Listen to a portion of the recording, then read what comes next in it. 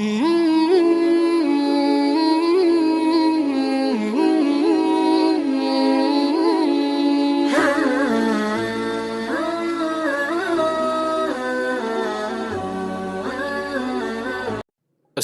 علیکم ورحمۃ اللہ وبرکاتہ۔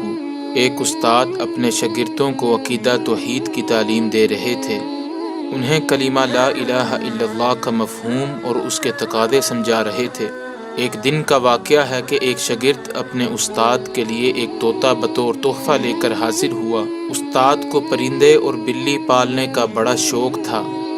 وقت گزرنے کے ساتھ ساتھ استاد کو اس طوطے سے بھی بڑی محبت ہو گئی، چنانچہ وہ اس طوطے کو اپنے درس میں بھی لے جایا کرتے تھے، یہاں تک کہ طوطا بھی لا الہ الا اللہ بولنا سیکھ گیا۔ پھر کیا تھا، طوطا دن رات لا الہ الا اللہ بولتا رہتا تھا۔ ایک روز شاگردوں نے دیکھا کہ ان کے استاد پھوٹ پھوٹ کر رو رہے ہیں۔ وجہ دریافت کی گئی تو استاد فرمانے لگے، افسوس میرا طوطا آج مر گیا۔ شاگردوں نے کہا، آپ اس کے لیے کیوں رو رہے ہیں؟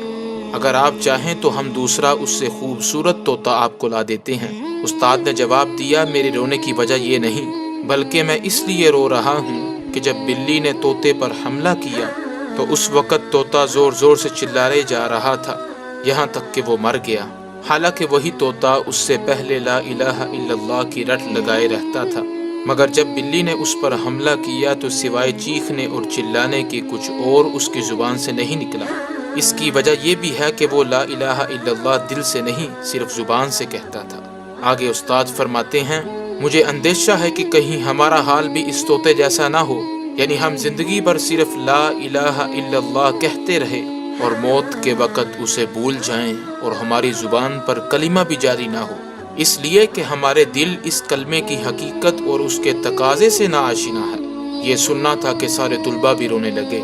سوچئے، کیا ہم نے بھی لا الہ الا اللہ کی حقیقت کو دل سے جانا اور سمجھا ہے؟ یاد رکھیں، آسمان پر جانے والی سب سے بڑی چیز اخلاص اور زمین پر اترنے والی سب سے بڑی چیز توفیق ہے۔ جس بندے کے اندر جتنا اخلاص ہوگا اسی کے بقدر اسے توفیق حاصل ہوگی۔ اللہ سے میری دعا ہے کہ ہمیں اپنے قول و عمل میں اخلاص کی توفیق عطا فرمائے، آمین۔ وآخر دعوانا ان الحمد للہ رب العالمین۔